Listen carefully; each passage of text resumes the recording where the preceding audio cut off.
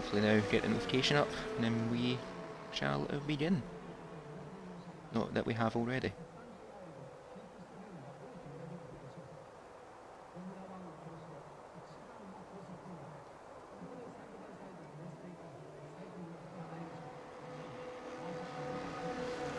And it looks like we have just a quick mic check from both of us.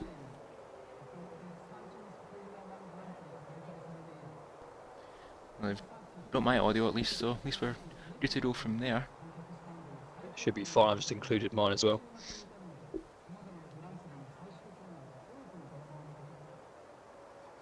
Yep, we hear you loud and clear, and hello everyone, welcome to the FPRL Tier 2 Championship, not Formula 2, which I'm more used to at this point, but haven't done it for a few months. Welcome. As I've said, we are in Japan for the final race of round 16 of our Season 4 Championship, and as mentioned before, it's the Tier 2 driver's turn to take on the Suzuka circuit. Throughout this week, it's been Diamond dominance in Tier 3, where he picked up the championship crown, to much of my disgust, and in Tier 1, Drobel, despite late drama under safety car, picked up their win in that McLaren, which I am very proud to say I'm a part of that team. But for Tier 2, and with the title fight being so close as it is, with only just a handful of races left to go, any point counts. But who's going to make the point today in the land of the rising sun? I'm Cruiser 1872, and joining me tonight is none other than my Tom's partner from last time I did this in Holland at Zandvoort. It is Monkey Boy Kurt. Hello Cruiser, hello everyone, how are we tonight? Hopefully we're going to be in for another great race around Suzuki. We've had two already, obviously in Tier 3 and Tier 1. Now the Tier 2's got to show us what they can do. Little fact for the viewers quickly as we start the session. The top 5 drivers with 41 points of each other. So less than 2 race wins with 5 races to go. So it's surely going to be a great race tonight and a great end to the season. And hopefully, Cruiser, a great quali session as well. Absolutely, but it's not been a great start for 2 of our drivers. More leader spinning it on their outlap in that Scarlet Ferrari. Thankfully, though, it is just their outlap, so they can get everything sorted out and get their tyres cooled down before they go again. But Stwid did drop it on their flying laps. That's not a good start for Stwid, as their teammate Pines, the championship leader in all this, as you mentioned, holding that 41-point margin between the top 5. But I suppose there's a lot more to be gained and lost in this race, as we see Nigel Piddle just starting their lap now. But we're going to jump back to the Alfa Romeo of Bolly, the first driver in this session who's going to complete their lap, and up to the line now for the Alfa. It's a 1:30.6. So is that a good time? Only time will tell, but that was up there with Q2 pace of the Tier 3 drivers, so that shows the pace we have in Tier 2. Yep, so good first time there from Borley. Tier 2 pace 30.6. Should obviously see him through. I would have thought only one driver going out in this session, so no one obviously wants to be that person. It's very easy to throw it off around this track, as we've seen. I think it's Klutschak, is it? Yeah, taking a spin underneath the bridge section. As Stiffmaster goes fastest just by a bit more, 30.6 again. Just a bit faster than Borley, but yeah, no one's going to be wanting to be that one that's going out in this session. More leader as well, taking another spin, and I think Cruiser, that one that might be going out might come from a DNF, because especially around that first sector of the S's, it's very easy to lose the back end, have yourself in the barrier. Absolutely, it's easy done by around this track, and overtaking as well, not the easiest as well, demonstrated I believe from the Tier 3 race and the Tier 1 race also, despite that flurry of safety cars towards the end, as Nigel Piddle goes third on a 1:30.8. And we've seen as well one of the drivers in this title fight, Silverside Boy, just beginning their lap now, so I wish them nothing but the best this evening, along with their teammate Snedden, who together for the McLaren team lead the Constructors' Championship by some 50 points over the Aston Martin team. So any good result for both McLaren drivers won't just help them in one of the championship standings, it will also help them secure that Constructors' crown. Yeah, McLaren going really well lately. Silverside Boys said they've been very consistent, as I've just right on board with Klutschak, who took another spin out of turn 1 and 2. So he's got, I think, the Alpine or Williams behind him coming through now. Oh, and it's hit the back of him as Oh dear. Jaff Master Flash and oh god, I would have thought he would have seen Klutz Jack there, but got it in the back of him, and that will be the person going out.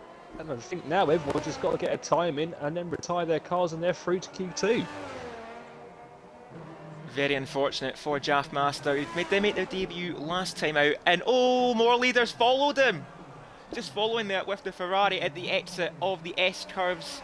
He's just lost it into the barriers at turn 6, and more leader joining Jaff Master out in Q1, so that's not a good start for the Ferrari team or for the Alpines. And as you mentioned, all the drivers have to do now is just get a lap time on the board and then retire in the pit lane, as this is what Silverside Boy is going to do. Complete their lap, and it's a 1:30.8, puts them currently P5, but easy as you like for the McLaren. They are through to Q2, as Stiffmeister, I believe, has just heard us in the commentary box and has done just that.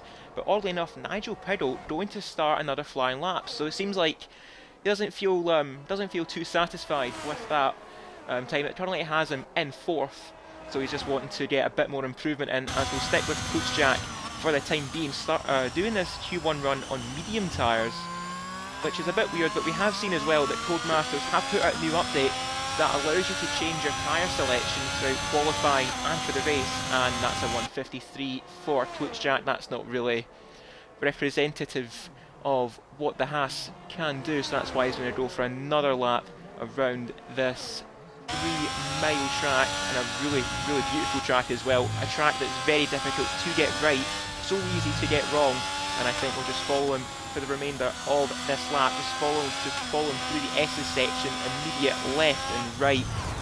Gaining all the time. Oh, and he's dropped it at the exit. As I say that, a track that is very difficult to get right, and it will bite you.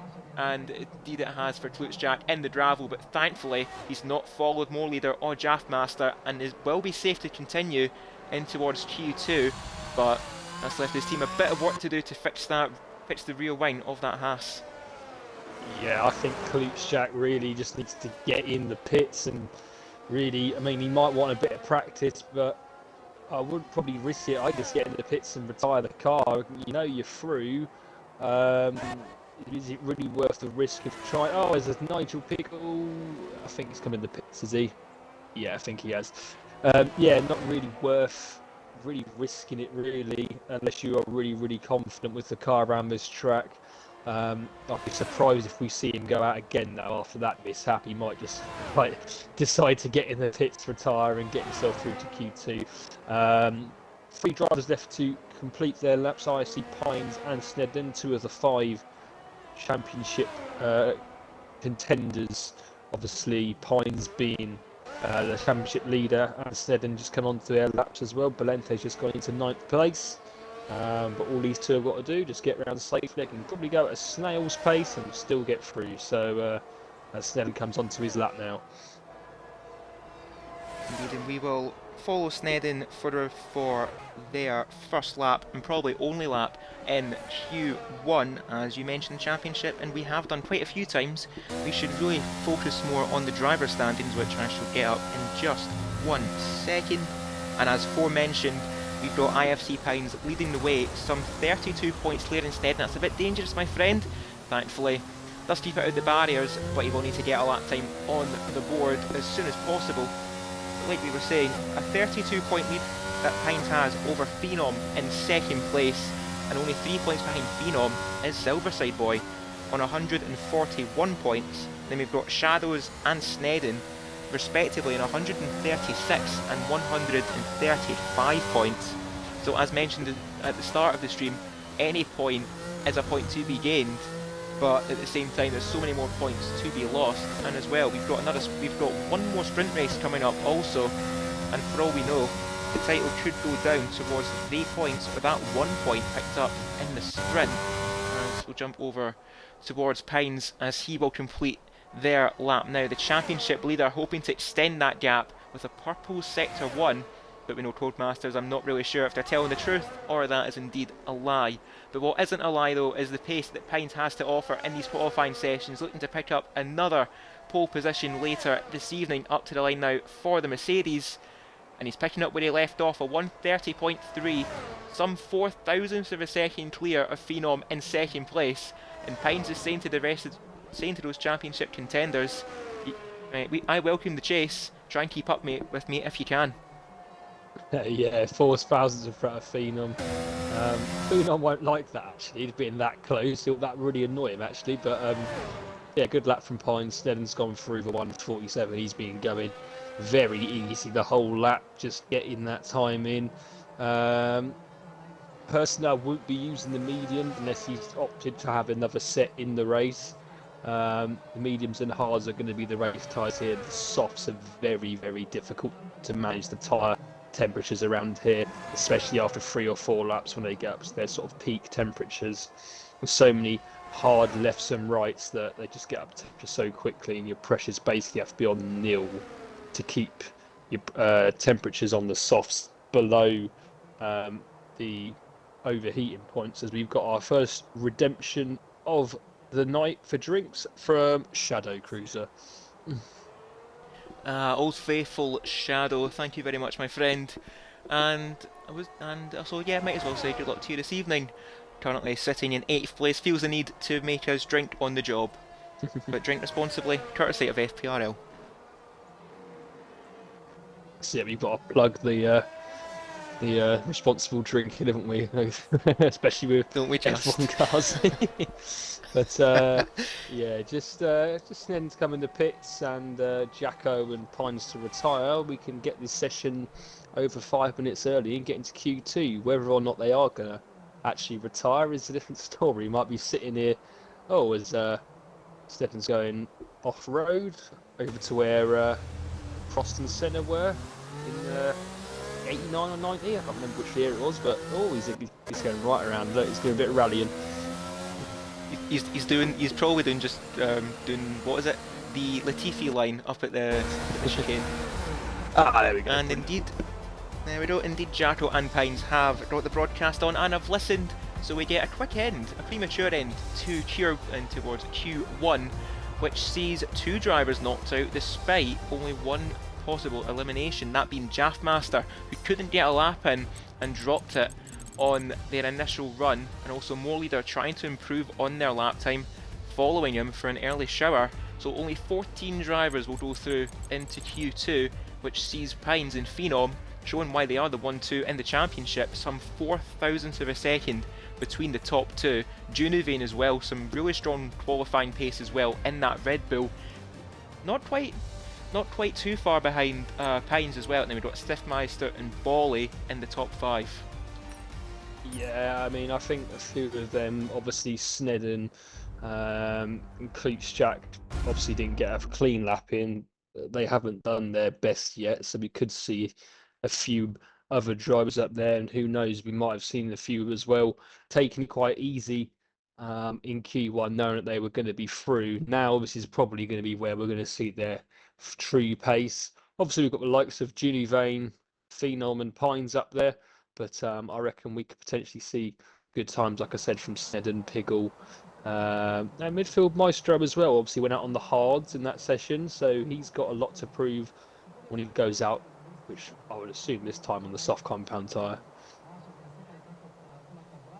Of course, before in all Formula 1 games, this would be the session where you see a few medium time laps, because before this season, I believe, the rules were whatever your fastest time was in Q2, they were the tyres you'd have to start on for the race. But we have seen as well, though, even with this new rule for the season, as I believe that is, and indeed it is, Nigel Piggle, the first driver out for Q2. Like I was saying as well, with the tyre choices, we have seen a bit of differing in variety and strategies, but somewhat more of the same. But around a track like Suzuka, where we do have that S's section for Q1, I get the feeling there might be a few people that are going to consider maybe thinking long term in the race, but also as well, last time out in Singapore we had a good number of safety cars as well, so we've got to think about that as well. in terms of your tyre strategy. Is it worth starting on the hards, taking them long, but risking an early safety car? Or do you want to say, start in a set of softs, make up some early ground at the beginning, and hope for an early safety car so you can change your tyres for the later stages of the race? Yeah, well, we're going to obviously wait and see what people decide to do. But going back to obviously your race, Cruiser, on the Wednesday, I don't believe there was a single safety car. So, I think there was only one or a couple last night as well. So, yeah, it all depends on what the drivers, they've got to take the risk. Do they want to start on the hards and hope for an early one? Sorry, for a late safety car. An early safety car obviously would screw their strategies up. The safe option is always to go for mediums, really. And I wouldn't expect anyone to go out on the softs first thing unless they're like near the back and they want to try and gain a few places, maybe. But I think the majority of people will probably start on the mediums. Well, we'll eventually see when the race does arrive in just a few moments' time, but we're in Q2 right now, so let's see what Shadows can do. Obviously tipping us for the drinks earlier, so let's see what he can tip for the field. Let's just follow him in this run down towards turn 1.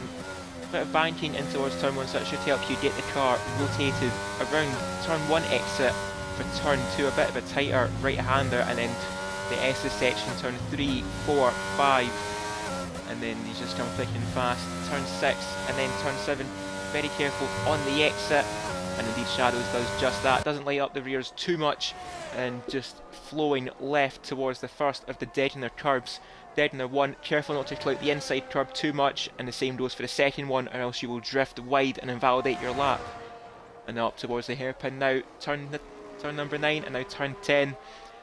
Again, Void keeps away from the apex curb on the inside, and then just this very long flowing right-hander of turn number 13. Up towards, I believe this is the Dunlop curb, or more famously referred to as Spoon. Turn 14 and turn 15, and then just a long run towards 130R, a corner that's flat out and of course famous for a particular overtake. Fernando Alonso on Michael Schumacher, I believe 2005. Clean round the outside of the 7-time world champion did Fernando Alonso, and now this final chicane, careful not to lose too much time, and then the short run towards the line. Indeed, a very, very short run to the line for Shadows in that Williams. It's a 130.4, so roughly on par with what we've seen in Q1, but still, he can have one more run on a fresh set of softs. But let's see where that time stands for the midpoint of the session before we see a flurry of lap times as Squid now goes top on a 130.4, and then Nigel Piddle will go over the line but didn't validate on their last run. So Nigel will have to go again. Yeah, interesting to see that Gary's actually gone out on the mediums to start off with, and I don't think in this close field that's going to do him any favours, to be honest, because we know how close this Tier 2 field is. And with obviously not having that rule anymore, like we've said in previous years, I would have expected him to just get straight on the soft speed. Started to go out on the mediums. 1:31.3 is what he's done. Cleat the same. Clearly made a mistake of a 2 minutes and 1 seconds.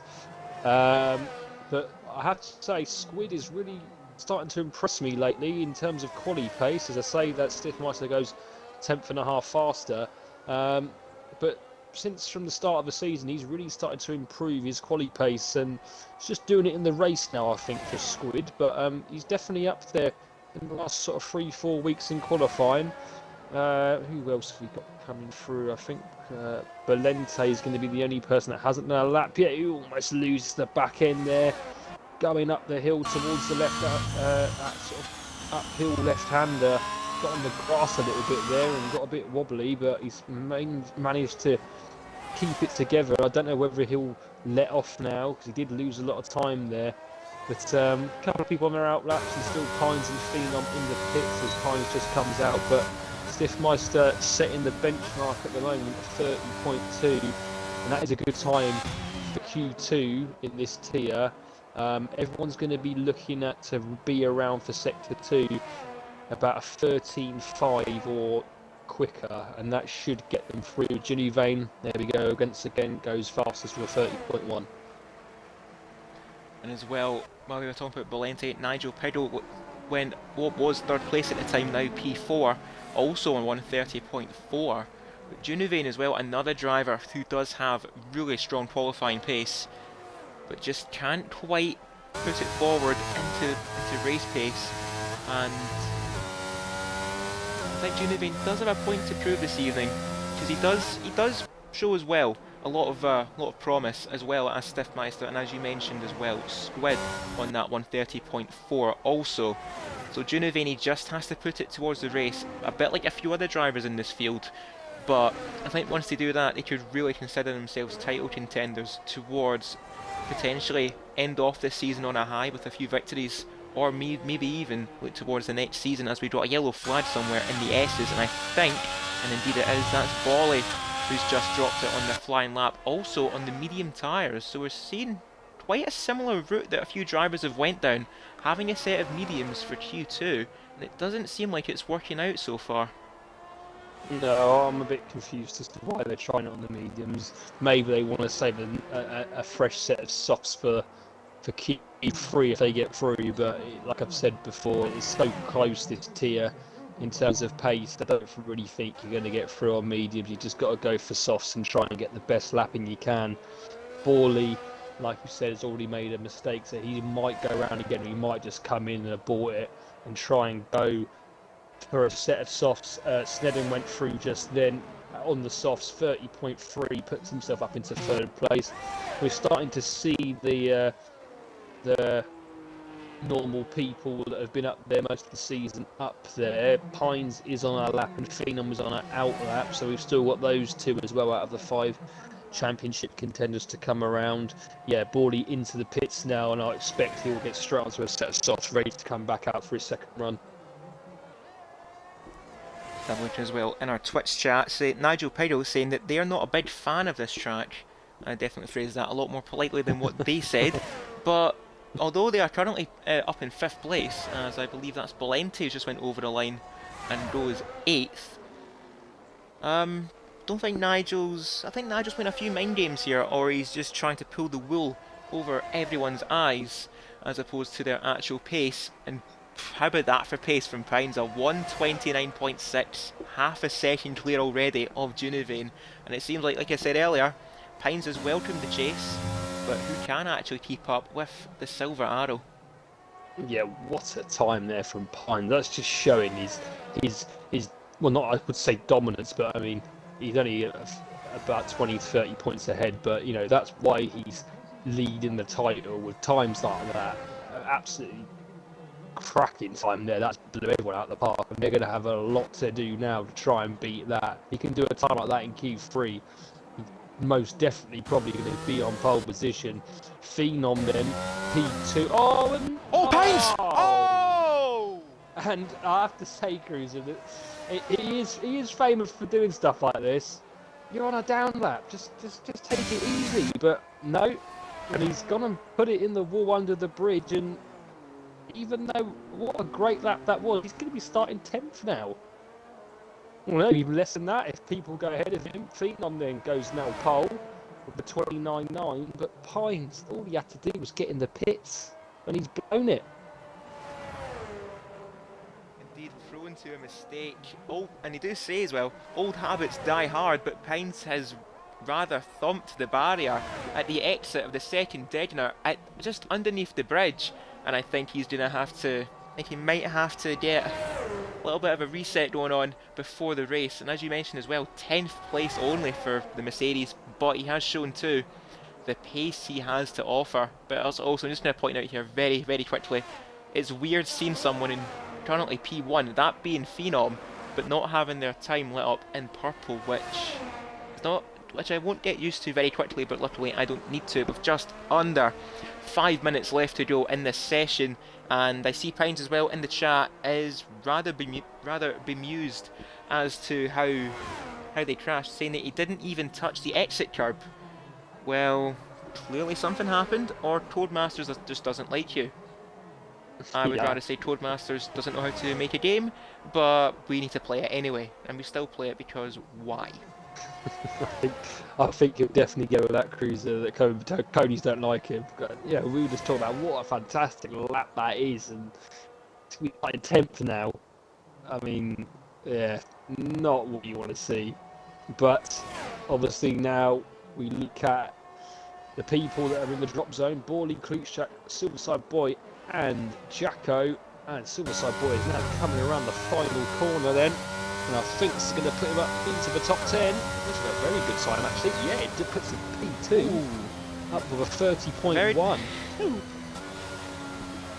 I mean, the commentator in me has to remain somewhat respectful and neutral and say that is a very good lap from Silverside Boy, but the McLaren inmate is going to say that is still a very, very strong lap time. But as well, this is a disclaimer from FPRL that we do not take bribery for commentary curses, we just do it on the fly, and do it for free. Pines, you've suffered the commentator's curse, you're welcome. Everyone else in this championship fight, we did our bit, now do yours. Anyway, disclaimer out the way, and somewhat rather witchcraftery out the way as well. Got a yellow flag out there in sector 2. I think that's a Haas. It's Klutschak as well. He's dropped it where Pines has, but it's not crashed out of qualifying. But with just under, I believe, 3 minutes left, the Haas really needs to get a lap on the board. They've just not been confident at all throughout this qualifying session. Yeah, it seems as if Klutschak just hasn't got maybe the rear wing. Maybe he's trying to go for a bit of straight line speed on the main straight and on the back straight of obviously sector 3. Well, the end of sector 2 is the start of sector 3. But it's not doing him any favours at the moment. He's spinning off quite a lot. He only just about got through in Q1. Luckily went to the barrier rear wing first. He went frontwards, he would have been out. But he's got one last chance, really. Because, well, in fact, he might even take another lap to try and get that battery back up. Because he's only on 40-odd%. That won't get him round the full lap. He will have time to go around and try and get some charge back, and he's into the pits, and that's going to be That's it. The Klutschak out of qualifying in Q2, and that will be at best 13th place for Klutschak. Unlucky for some, and indeed is unlucky for the Haas. We've got Bolly as well on their outlap. They will only have one shot in this qualifying session to get a lap together, so it's going to be an all or nothing play for the Alfa Romeo. Is Jacko just beginning their lap now, their final chance, and Valente is on that final lap now, already 2.5 tenths up on a time he needs to get out of the bottom, I would say bottom 5 in this case, but more really the bottom 4. But we've seen as well Shadows is at risk here on a 130.495, and as well we're seeing that Silverside Boy is retired, and so has Midfield Maestro in the pits. They two, I believe, are safe. But looking at his midfield too, we've got Stiffmeister on a 130.2, down to Shadows. That's only 2.5 tenths, and with Valente's time advantage already, he could really shake up this midfield here. Yes, Valente now comes through the second sector 2 temps up. That is not going to be enough to get him through. Julie Van retires in the pits in P1 currently, but here comes Valente. He's got a really quick last sector. It's going to be anything. Nigel Piggle goes up to second place at 29.9. So here comes Valente then, 30.7, and stays P11, and that will be it for him. So it's Jacko then, and Jacko now take out Shadow for now anyway. We've got Borley just behind as well on a fast lap. Jacko 3 temps in front, so yeah, going to be around a 30.8, 30.9. I don't think he's going to do a lot. As he comes towards the line now, 30.9 doesn't improve. Here comes Borley then. What can he do? Is he going to take out Shadow? He is P4. And he does. But then Shadow then, the driver on risk. Stiffmeister goes up to second. Shadow just coming up to the end of sector 2 now. He needs to improve by around about a tenth, but he's got Squid and Snedden both on fast laps as well. Shadows is up though by a 10.5, so as of right now that will be enough to put him through into Q3, but he needs to nail this final chicane. And I believe, I'm no expert, but that is a very good run at that chicane now, the final dash to the line for the Williams. and it's a 130.2, so he has done enough. That's going to put Squid in danger of getting knocked out, and as well, I think Snedden's backed off. So Snedden backing off of his lap. This now means that there's going to be either a Mercedes or a McLaren knocked out in Q2, but which one is it going to be? Is it going to be Squid or is it going to be Snedden? But seen as well, Snedden is at risk, but Squid some 1 second down on their delta time, so I don't think they're going to make it through to Q3. They'll complete the lap regardless, and indeed Squid is out in Q2. That is quite the surprise, and the driver we've tipped as well, saying that they've done a bit better in the 1 lap pace. It's just not enough to put him through into Q3. Yeah, well, I mean, maybe he made a mistake on that lap. You know, we've had some pace in the previous races, but unfortunately it is that Mercedes duo, actually. Obviously Pine's crashing out. We start in 10th and 11th, but yeah, I mean, I have to say there, I think one of the laps there has to be Stiffmeister. He's really done a good lap there with a 29.8, 4 thousandths off Ginny Vane. Borley as well put in a great lap in a 30.0, and the top 9 that are through separated by just half a second. So definitely going to be an interesting end to the session. Q3 coming up, and Ginny Vane very good on the quali pace. Will he take another pole? I'll have to wait and see. I'd like to see Stiffmeister actually get up there and get on that pole spot, because I don't think he's had one all season. I think he's been a bit unlucky actually with the amount of points he's got, because he's a very good driver when he wants to be. And just another thing to mention as well, at the end of Q2, a similar story to Q1, 4 thousandths of a second separating the top 2. I don't think we could do that again if we tried. Anyway, if we can repeat that for Q3, someone will buy a lottery ticket, as we've got a few dark clouds overhead. So I'm no weatherman, but we could be in for potentially some rain, potentially in Q3 or even in the race. Yeah, I mean, rain in Q3 would definitely spice things up here, especially through Sector 1. I mean, Sector 1 in the rain must be awful. Like, not any of the Tier 3s or Tier 1s have experienced it this week, but everyone's going out on softs, and everyone's going out very, very quickly. So is rain coming potentially? Everyone seems to be getting in that pit lane immediately. So, yeah, I think, Cruiser, we might be in for some rain at the end of this session, and there we go. I think the rain has just started, actually. It actually, yeah, it has just started raining, so this is going to be an absolutely rapid outlap for everyone to try and get a lap time on the board. And as well, a good evening to Ali Ferrari in the chat, saying RIP Mercedes. Indeed, it's not been a good qualifying session for the Mercedes team, but just seeing as well, we're on board here with Shadows. It's almost like there's a race out there. He's trying to catch up towards, I believe that is Snedden, who is the lead car on, tell a lie, that's actually Silverside Boy, who's the lead car on track. But yeah, this is almost foreshadowing the race here, hopefully minus the rain, but everyone desperate to get a lap time on the board, as this could determine Q3 a lot sooner than we expected. Yeah, Silverside Boy here will want to get round as quick as possible, but he is the lead car at the moment, so he might even want to try and back up a little bit come the end of Sector 3. So it means, his Shadow's gone round, and that's just a sign of the rain coming down and affecting the grip of these soft tyres. But now Shadow's going to drop to the back of the queue by Borley. Just have to get those tyres definitely cooled down if he can. But Silverside Boy, it's going to be the McLaren duo now, Silverside Boy and Snedden. And if the rain falls at a consistent pace, we could potentially have a McLaren 1-2 here. But obviously the drivers are very, very close together, so anything can still happen. But Silverside Boy has got the best chance, I think, then, of getting a good time in here. Absolutely, and it's all about now, can these drivers get a lap time in before the track gets too slippery?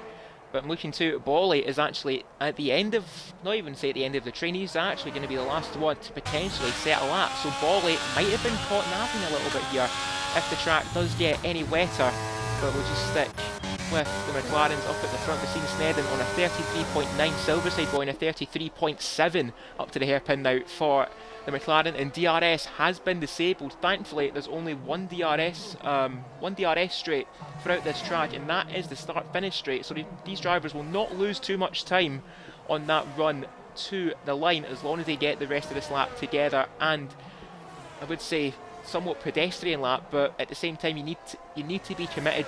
These are the times where you need to be brave. And I'm looking as well, that track surface is starting to get a little bit more wet as we speak. And Silverside Boy, a purple sector to it. This could be potentially, as you mentioned, Kurt, a McLaren 1-2 at the, I wouldn't even say at the checkered flag, just up at the line. And with only not even half of the session left, qualifying could be determined right here and right now. Silverside Boy up to the line, the track getting ever wetter as we speak, but a 33.4 for Silverside Boy, a 33.8 for Snedden next up to his midfield maestro, a 34.0. Seems well one of the Alfa Romeos in the pits. That is Phenom in the pits, but Junivane goes second on a 33.5. Nigel Piddle as well on a 34.0. He can't top Silverside Boy. Stiffmeister 34.1. Shadows as well on a 34.1. Last up will be Bolly, and he goes third place on a 33.7. And with the track surface getting ever worse, these will require intermediate tyres, and it will not improve on the lap times. So ladies and gentlemen, with Q3 ending before it's even begun, Silverside Boy is going to take pole position here in Japan. Junivane in second place, and what we tipped originally for a McLaren 1-2 is a McLaren 1-4. Snedden just losing out to Junivane and Bolly right at the final moments. Yeah, Silverside Boy's got out first. He just literally pressed X as soon as this session started, got out into the pit lane, and that is his reward at the moment, unless this rain stops. But we've got 7 minutes, so it's got to stop in the next 4 or 5 for them to maybe have another go at it. We'll have to wait and see whether it's just a quick shower or not. I wouldn't be well, unless the drivers have got the information, obviously, in their pit boxes, retiring just yet. But Silverside Boy, I think that is a first for him. I might be wrong on that, but if he does keep pole position, that will be a first for him. But I have to say, I think the lap there of the lot, obviously Silverside Boy, Borley was at the back of the pack, had the most time in that wet track, those wet conditions, and still managed to put it up in third place. So a very good lap from him as well. Silverside Boy will hoping now that it pours it with rain.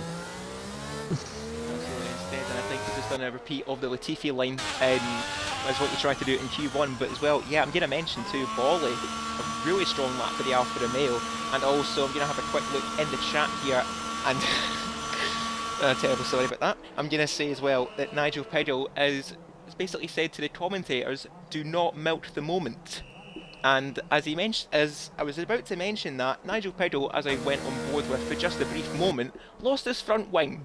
So that's a reminder to everyone as well. And another reminder, courtesy of FPRL, do not message while driving, Nigel.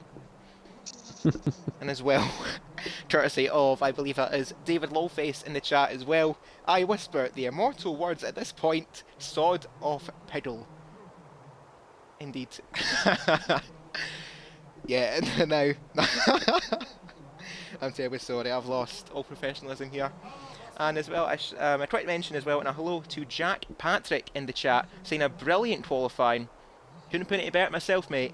And Ali Ferrari too, saying I might have cursed Nigel Piddle. Cheers, Ali, you've done the work for me, and as an honorary member of the Toms team, thank you. And yeah, with just 5 minutes left here, it's not looking like this rain's getting any lighter, but I wonder as well, who is actually getting a chance at on intermediates and see if they can actually improve in their lap time. I mean, the only one really that you could say that for is Phenom, but I don't know, I don't think intermediates are going to go faster than a 134.1.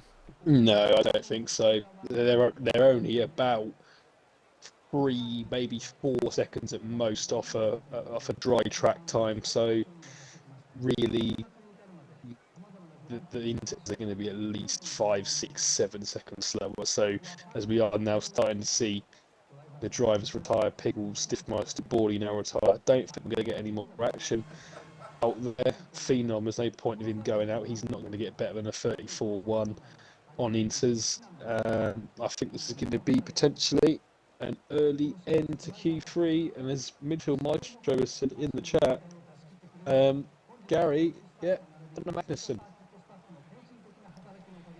It is actually a very Magnussen moment there, and as we see Phenom as well has retired in the pits. So yeah, that actually, much like Q1 in a way, Brown's an early end to qualifying actually, and I tell a lie, who is that going out on intermediates? I believe that is an Alpine.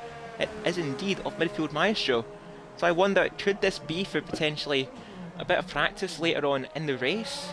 Well, I suppose it's going to give us at least 3.5 minutes of a car on track, as we'll just jump back to the pit lane real quick, and just take a quick reflection as well on the qualifying session in general. So Q1, a few early exits towards Draftmaster and more leader also in the Ferrari. Q2, another early exit, but more importantly as well, no offence to more leader and Draftmaster, but Pines dropping it after going fastest in Q2, and I think I for one would have really liked to see what in Q3 where Pines would have ended up, but most likely would have easily been the front row, I would say.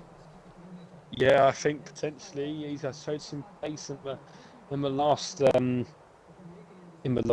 race before I think he binned it, didn't he? I can't remember if in quali, but he did a good time in Q1. Shadow saying in the chat that he could have been maybe top 2 if he didn't drop it. Yeah, he was the second car in front of Snedden and behind Silverside Boy. He lost on the curb, wasn't even that wet at that point. Nigel Peel thinks that 2 and 1 is going to be horrendous. Well, we'll have to wait and see about that. He's got, I would say, 2 very good drivers of midfield maestro and Stiffmeister beside him, so hopefully it'll be okay. Gary deciding to go out on Inters. Thankfully, in this session, obviously, if he does bin it, he will still stay pole. But I don't know. Maybe there's going to be. Maybe there could be a wet race. Just trying to get a bit of practice in the wet. Who knows? That would be a more logical thing. As Stiffmeister. Oh, that's why he went on intermediates. Professional, mate. Well done. A full 360 as we're in the final corner, and yeah, that's not quite what we had in mind for Stiffmeister, not Stiffmeister, midfield maestro, and as well Junuvin going out of the pits also. This could just be for a sighter lap with just a minute and a half left to go.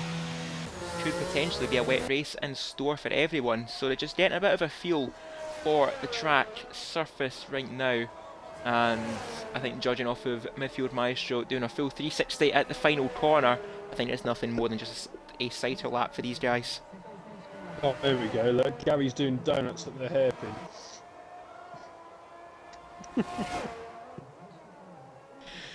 Oh dear. Yeah, definitely. I wonder if it's time for full wet tyres, lads, because you're all dropping it everywhere. Yeah, look, midfield maestro 5 seconds down. Well, actually, he took that spin, didn't he? At the last corner, but even so, with that time, 5 seconds down, it's so much wetter now on the track.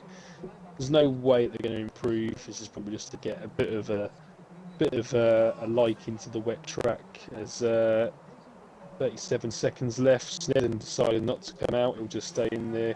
Gary now going off track at 130R. Is he waving to the imaginary fans or something? I don't know what he's doing, but I think I, for one, had a bit of a heart in the mouth moment there. I saw yellow flags and you mentioned Silverside Boy. I'm like, oh no, he's done it, hasn't he? He's dropped it. Thankfully, that's not the case, and I think, yes, it's just a sighter lap. And as well, we've been thrown a quick pitch in the Twitch chat as well as midfield maestro getting out of the way on the pit lane entry. That's an interesting one. And that rounds out Q3, so as aforementioned, Silverside Boy, I believe that's his maiden pole of the season, and what a time to get it. yeah, I think fantastic from him. A bit of luck as well in there, but he had to put the lap in and not throw it off, and he's done that. We'll start P1, his teammate will start P4, and it has to be said that Silverside Boy, like we said, he sits 3rd in the championship, and he hasn't won a race this season. He did take one provisionally at Australia, and it was taken away via the stewards' decisions.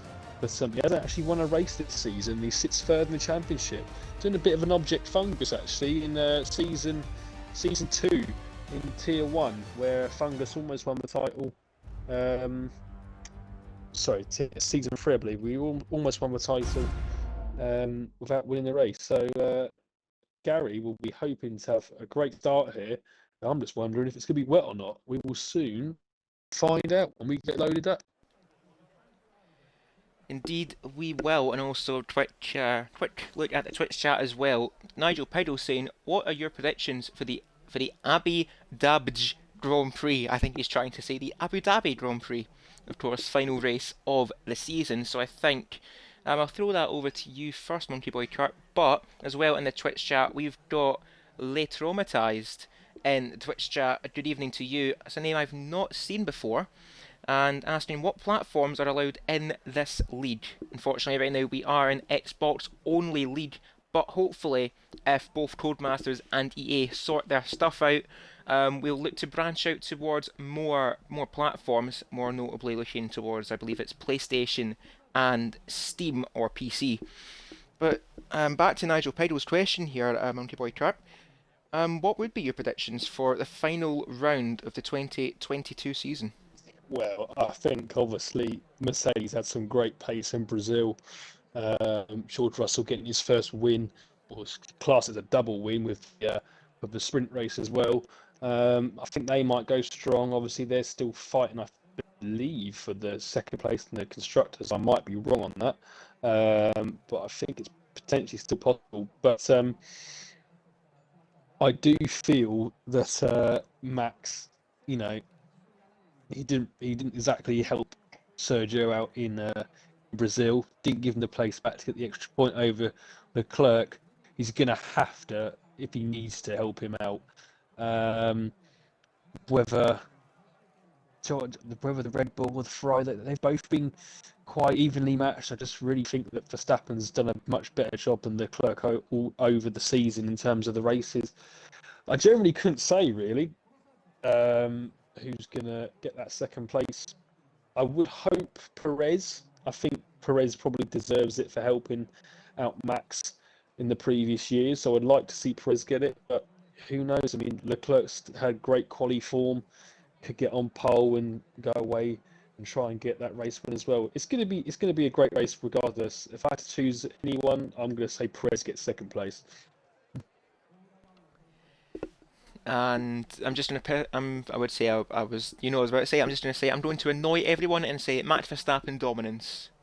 Up the Dutchies. And as well, ladies and gentlemen, please take a look at the bottom right of your screen and see the Ferrari have developed new active suspension, or what we like to call, in other terms, a jelly car.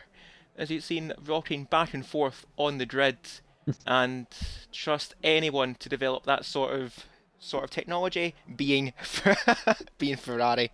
And Nigel Pidgeot has rather called me out on the Verstappen dominance, and I daren't repeat what he has just said, but Nigel, just so you know, you're in for it this race. Bias out of the way as we get underway for the formation lap around Japan. And oh dear Bolly, that was a bit rude. Completely cut in front of Silverside Boy. Very Senna Prost-esque, thankfully. None of the drivers came together, unlike in that particular occasion, where, ironically enough, as well, you did mention the Senna Prost line in Q1. I believe that might have been for Snedden taking a rather unorthodox line through the chicane. There's a bit of poetic justice in that, actually. In 1989, Japan settled the Drivers' Championship between Ayrton Senna and Alain Prost, two McLaren teammates jockeying for a victory. Ironically enough as well, we've got both of them potentially jockeying for victory as well on this day, in which Alain Prost won the title by taking out Ayrton Senna. And as I say taking out, Jack on Klutz Jack, you weren't supposed to reenact it, lads. And as I mentioned as well, between Senna and Prost, for Bolly and Silverside Boy, Senna wiping out Alain Prost to win the championship and get a bit of payback from the prior year. And there's your history lesson out the way towards all you newer fans. And I think it's now time to run through the grid for today's Tier 2 Japanese Grand Prix. Yeah, how do you want to do this, Cruiser? Do you want to do the bottom 6 or do the top 10? Don't see why not, and I don't see a problem in that, as we begin with Jaff Master Flash, who I will refer to as Jaff Master for the remainder of this race in P16 in Alpine. Didn't quite get the lap. Hey, that round, I didn't know. Anyway, enough rap wars out the way. Jaff Master just didn't quite get a lap together in Q1 and starts last. P15 is more leader in the Ferrari. P14 is Klutschak. P13 as well, a returning face to Tier 2 is Jacko in the Alpha Tauri. P12 is Valente, and P11, the first of the Mercedes pair of Squid in P11. Yeah, and as we go then into the top 10, everyone here starting on the medium tyre actually, apart from Jaff Master at the back. So 10th is Pines, had a great Q2, but unfortunately binned it, so he will start from 10th position. 9th is second place man in the championship, Phenom. 8th is Shadows. 7th Stiffmeister. 6th is Nigel Piggle. Into the top 5 we go, and midfield Ostro is in 5th for Alpine. 4th is Snedden for McLaren. 3rd for Alfa Romeo is Borley. And the front row of Ginny Vane in 2nd for Red Bull, and taking that first pole of the season, Silverside Boy starts pole for McLaren, as we're now getting ready for 5 red lights at Suzuka.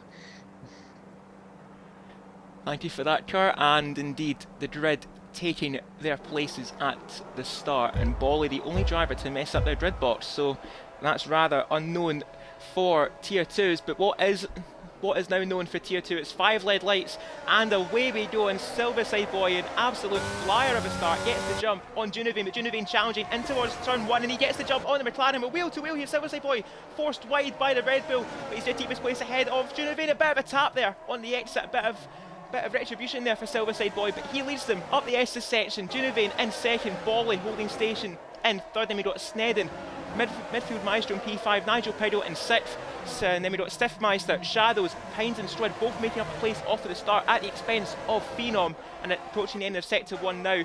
We're seeing as well Snedden under massive pressure from that Alpine midfield Maestro, bit of a clobber though on the curb, so that's going to mess up his run towards the hairpin, and up at the hairpin as well. Silverside Boy doing what he had to do off of the start, just about fended off Junivane, but Junivane is saying, you want this race victory, you'd have to work for it, because I am looming large behind you, Silverside Boy. Yeah, that was a very clean start actually from the whole field, and as you look at the position changes, the top 8 have stayed exactly in the same place as what they started in. Phenom's dropped a couple of places, and Pines and Squid have gone up one, and the same with Klutschak dropping a couple, and Jaff Master and Morley going up one. There really hasn't been any change at all in the field. Everyone's stayed in the same position, weird enough.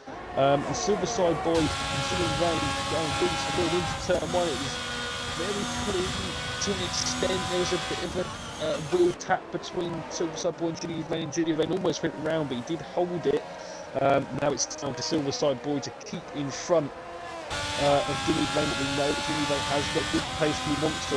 Look at that straight line speed already for Ginny Vane. It looks like that he's going to be very, very difficult to keep behind on the straights. And when we get the DRS coming to play on lap 3, I'll be very interested to see if Silverside Boy can hold him off, because he looked very quick there down the main straight. Oh, I think Bolly's made a mistake going around the S's. Indeed he has. Bolly dropping it at the exit of turn number 3, and that's going to put him at the foot of the field. That's not very good for Bolly. A really strong qualifying, but it's all fell for the Alfa Romeo. But speaking of Alfa Romeo as well, their teammate Phenom, an absolutely brilliant move on Squid through 130R, as you were talking about that the start to the race there, Kurt. That was, I think some people might have heard my reaction in the commentary box. It was very, very gutsy move from Phenom, and that's put him up into 9th place, and hoping to make up a bit of I've completely lost what train of thought there, pardon me. He's hoping to make up the places he lost at the start, getting past one of the Mercedes, hoping to get past another, and that other one is Pines, who's stuck behind Shadows as well, another driver that Pines has to worry about in this championship fight. But up at the front though, Silverside Boy is stretching his advantage. He's 0.8 of a second clear of Junivane, and as you mentioned as well, with that setup that Junivane has, he's going to be twicked in a straight line, but the sacrifices will have to be made around Sector 1 and potentially a bit of Sector 2 also, as Silverside Boy takes the fastest lap, which is now like hot potato. Snedden and now Stiffmeister taking that, and now Phenom taking the fastest lap also, as DRS is activated for lap 3 here in Suzuka.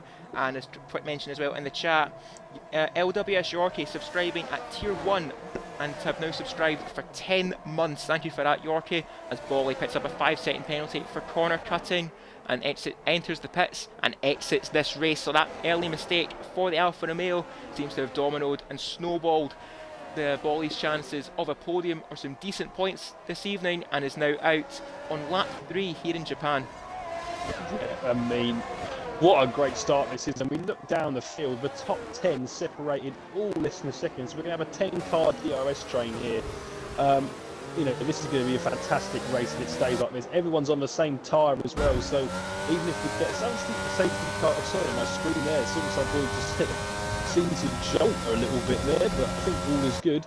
But yeah, as I was saying, going back to the gaps between everyone, within a second, I think Nigel Piggle might make a mistake. He's now dropped off. He's got Stiffmeister over the back of him now on the run up to 130R, but that straight line speed is helping him there, and Stiffmeister won't get a chance to overtake at the moment. Will he have a look now going into the final chicane? No, he won't. Jimmy Van then now at half a second back, and will get now on the ERS and get on the DRS. Let's see how quickly he starts to catch up to Silverside Boy. Quite a bit. It's not going to be enough to get past him in this at the moment. Though, with Hines down in 6th and Phenom in 8th, Silverside Boy will be loving this, but he's got a long way to go yet. Pit stops, potential safety cars. We're not even obviously a quarter of the way through the race as Piggle Nigel's round gone off. Yeah.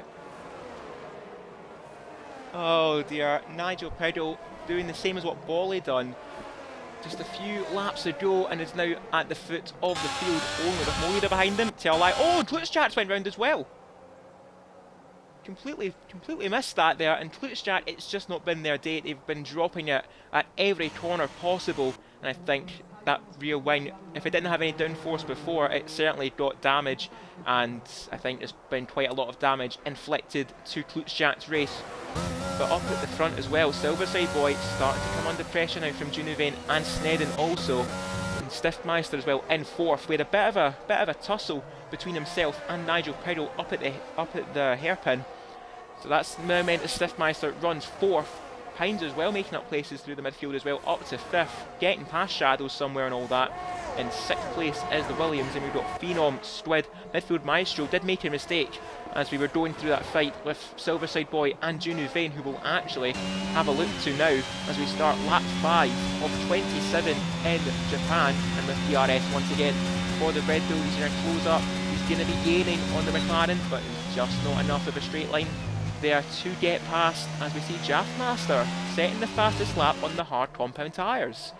So I wonder, is the hard compound tyres actually the better race tyre at this pace? Yeah, well, I mean, after 5 laps, I mean, it all depends on what your tyre pressures are, but it is a good tyre, to be honest. I mean, the mediums can still get a bit overheated as Klutschatz is off again down at the last corner. He's in the pit lane, actually, sideways in the pit lane. Will he be coming in to retire the car? I think he might be. Speed in the pit lane. I'm expecting to see a retire here. I'm not sure if we will though. No, I think he might actually carry on, actually, Peter. Fair play though to Klutschatz for carrying on, and I think we'll have to have a quick look in the Twitch chat real quick. And Captain Birthday 51, one of the drivers in the field, I keep forgetting who that is, might be requesting another invite to the lobby. And we've seen as well though, just for a quick moment as well, Valente and Jacko having a quick fight for 10th place, the final points place, and Jaffmaster too, who just set the fastest lap on the previous lap, wanting to interject himself in this fight. And Junuvane, every lap he's getting closer to Silverside Boy, but Silverside Boy just has to hold his nerve. But we've seen as well that ERS light at the back of the car flashing means he's below 10% ERS, and Junuvane hoping to mount the challenge on Silverside Boy. To the outside he goes into turn 1, and Junuvane biding his time, saving his battery, and deployed it all in one strong enough attack to get past Silverside Boy, and the Red Bull now heads the field. Silverside Boy in second, and Snedden as well, hoping to play rear gunner to his teammate, with both these drivers in a title fight. I get the feeling here there won't be any team orders to say who's number 1 and who's number 2, but as of right now, it's Silverside Boy who's now position number 2, and it's Snedden still in 3rd place. I tell you, Snedden's dropped it in the curb, he just keeps it under control though. What a save that is from Snedden. He's dropped it. Oh, he's hit Stiffmeister as well. Oh, this could be. The exit of the second Degner. Oh, Jacko! That was very close to a safety car there. Snedden getting on the curb at the exit of Degner 1, almost held it, going through Degner 2. And I did say as well, Snedden, who did run in 3rd place, and now down in 13th place. And he did get a time penalty for cutting the corner, I say rather unfairly. But how much time penalties did he have? He's got 8 seconds. And I wonder if that was because of a collision elsewhere. And actually, speaking of a collision, I think Jacko he's had a collision as well with someone. I think that might have been with Jaffmaster, and Nigel Pido taking some very, very good evasive driving there to avoid the stricken Alpine. Not Alpine, excuse me, Alfa Romeo, because the Alpine we are watching from Squid's driver on board camera here is our midfield maestro in this fight for 5th place. Junuvane 1.4 seconds late up at the front, and Pines is taking the opportunity now to go into the pits because he's lost his front wing somewhere. Yeah, I think he might have knocked Snedden as he came past. He was sort of halfway on the track when he came through, and that's probably what's happened there. Snedden is into the pits for a front wing change as well, and serves 5 seconds of that penalty that he's got for a severe collision. Yeah, just unfortunate there for the other guys. The game actually did give Snedden a 3-second penalty also for a corner cut, which I think was obviously unfair because he wouldn't have obviously done that if he had kept control of the car. But it is looking like now at the front, Junuvane is starting to pull away from Silverside Boy. 1.5 seconds now. That straight line speed will be helping him out massively as well to keep that going. Phenom though up into 3rd place. In front of Pines now, so Silverside Boy and Phenom at the moment liking what they are seeing, with Pines down in 13th. The championship leader scoring no points as at the moment. As well, Snedden 2 down in 14th place, so another driver in this Drivers' Championship hunt will not be stored in points as things stand. And as well as things stand, Junuvane 2 seconds clear of Silverside Boy up at the front. But of course we will have the pit stops to come in this race, but when these drivers make their pit stops, that's anyone's guess.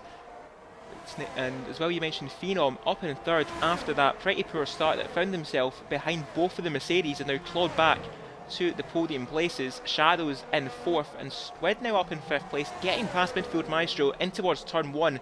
The DRS there helping at least one of the Mercedes in this race get back up into P5. But Pines as well, he's got a long way to go and quite a lot of work ahead of him. But I believe that'll be 20 laps he's got to manage on these hard compound tyres, which should easily see him to the end of this race. But how many places will he make up throughout that race? It's now down to only the driver to find out that answer.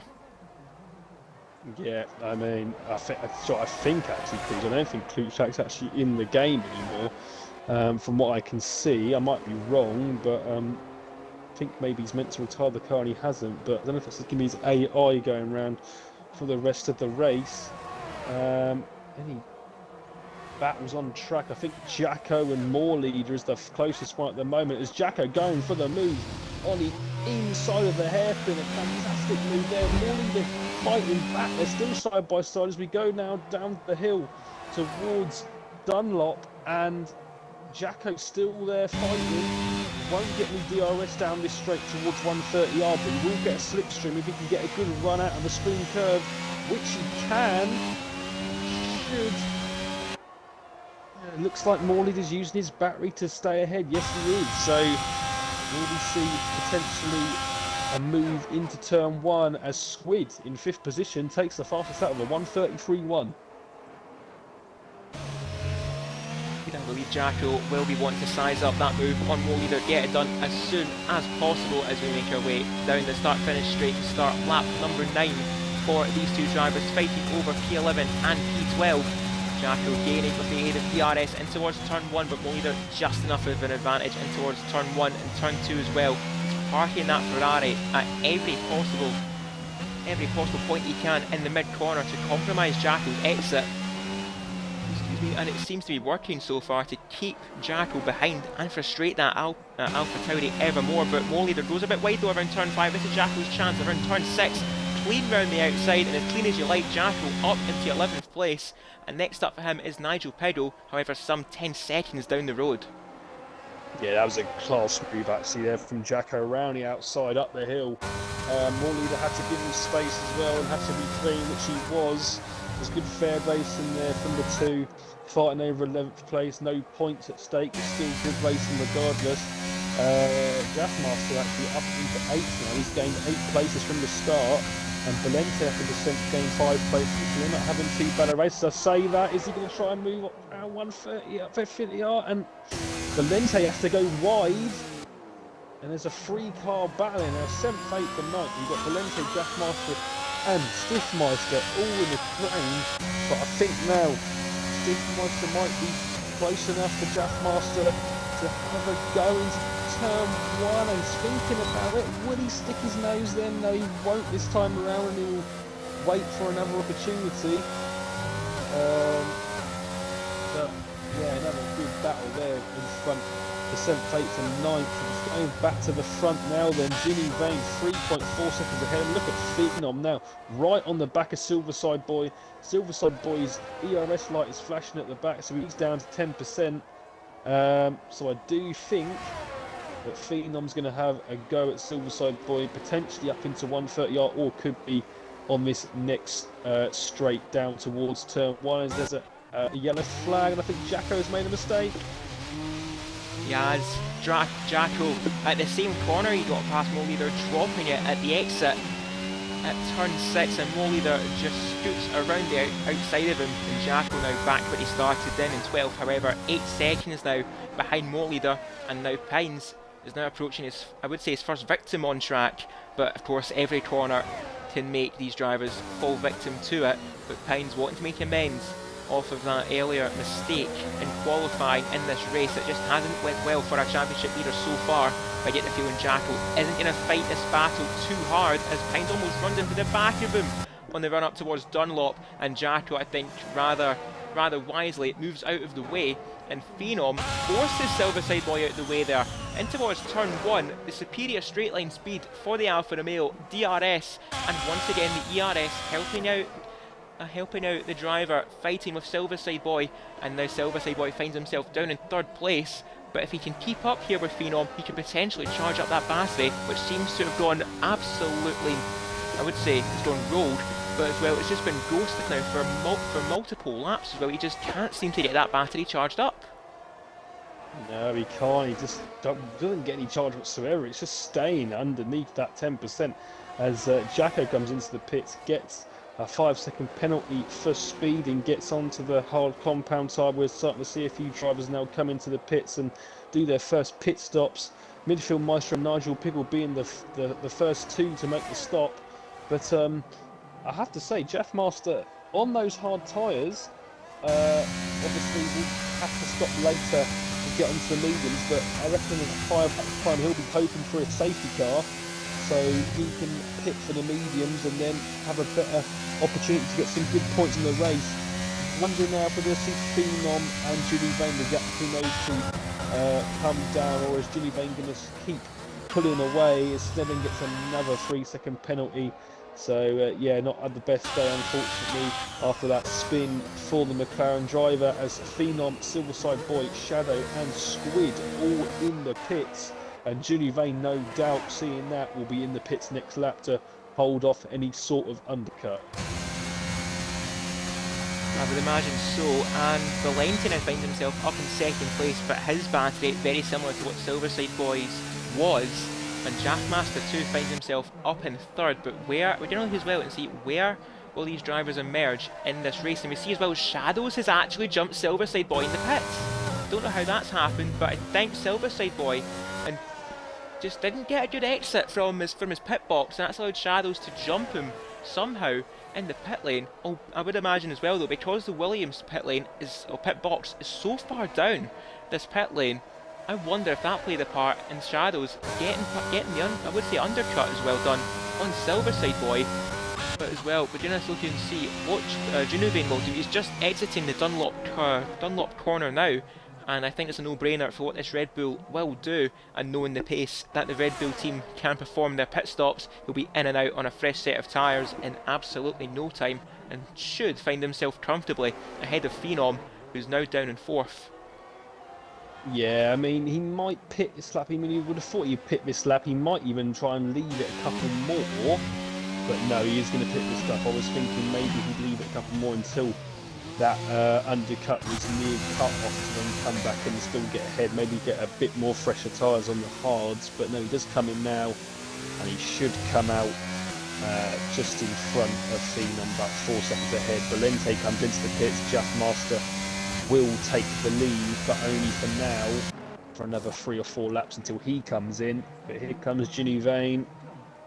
And yet, Phenom's only just crossing the start-finish line, so yeah, there's no real undercut there at all, actually. If anything, Junuvane's actually probably gained more. That gap now, 5.5 seconds between Junuvane and Phenom, but the tyre warm-up will help Phenom close that gap down just a little bit throughout this first sector, but these tyres will warm up very quickly for that reason. And now Jaffmaster, starting last place and on the hard compound tyres, leads on lap 13 of 27 here at Suzuka with a 7.6 second lead over Junuvane in second. But of course Junuvane did just make their pit stop, and I think now would be an appropriate time to have a look at the pit stops graphic and see we've got a yellow flag in sector 1, and I think it's Pines! He's literally in the middle of the track. Oh, he's hit and he's had a Piggle. collision somewhere with Nigel Piggle. And I've got to respect the technology as well in the front winds. We're seeing as well that the side parts of his Pines' front wing have actually still stuck to his car somehow, despite nothing being able to hold on to them. So it looks like, ladies and gentlemen, we've found new technology courtesy of F122. We've found new Minecraft physics wings. Congratulations, Toadmasters. Well done. You've now broke the boundaries of technology as we know it. Expect these front wings coming to the real, expecting these front wings to be in the real grid by 2025. Oh, we've got another yellow New flag. regulations. Who is Oh it? dear, what's I happened? don't know, there's a yellow flag out. I don't see anyone spin, but We don't.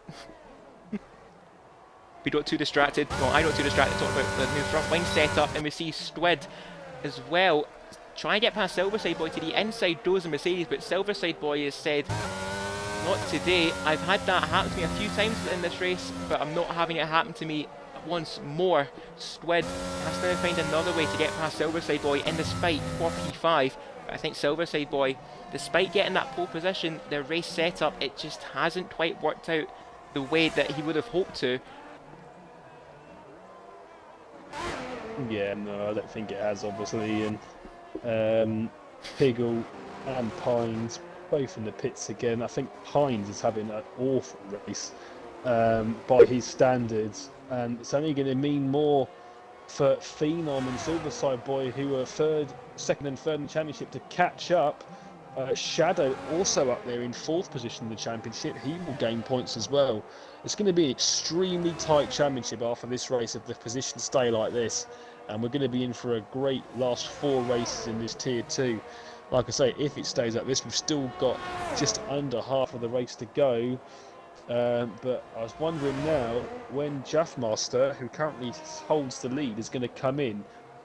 By my calculations, he should come out just ahead or just behind Valente, and he'll be on fresh medium, so could have a little surge of pace in the latter stages. Could potentially get some good points in from where he started in last place. Round 2 here for Silverside Boy and Stwed, and I think Stwed, he does have the overtake done in towards turn 1, but Silverside Boy is fighting back like he done with Junuvane around the outside at turn 1 and turn 2. Silverside Boy now is the inside towards turn 3, and he's definitely not giving up 5th place easily. And Stwed another lap now behind the McLaren is going to frustrate him ever more. And midfield Maestro getting a bit closer towards the squabbling pair as well, and Valente only 5.5 seconds behind them. Valente been going about his business quietly in this race, but he's running a very solid race in 8th, and as well we got Stiffmeister 2 down in 9th place. Race that was again also rather unnoted for the Williams, but it's just not worked out. I think he might have been caught up in that collision with Snedden after he made his mistake. Make no mistake about it, Silverside Boy putting up a really strong defence here against Squid, and soon he's going to have a tag team of midfield Maestro as well to try and take away 5th place from the McLaren. Yep, Silverside Boy doing everything he can to sort of hold on to P5. I don't think that he's going to have it for much longer. His ERS is down to 6%. Squid's got over half the battery and will have a lot more straight line speed, and he can't keep up for much longer. Would he trying to go before the last corner? He outbrakes him into the last chicane, and look at that, he's through. Is he? No, he's not. And Gary puts up a great fight, but here now comes the DRS and DRS from Squid, and surely this time he's going to take the position off him. Midfield Mostra has made a mistake, he's backed off a bit as well, and this time it is Silverside Boy that loses out, and Swig goes up into 4th. And amongst that as well, Jaffmaster has come into the pits on those tyres, onto the soft mediums, and he's a threat of Valente, and he's only about 5 seconds off this pack in front of him, so he could potentially have a very, very good, strong end to this race.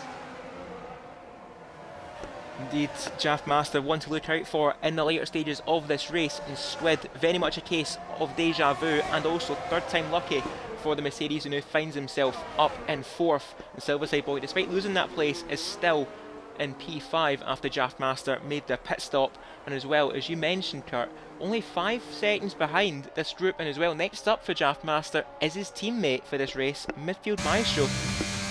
He now decides it's his turn to have a shot at getting past Silverside Boy up at the front, which I've mentioned real quickly too.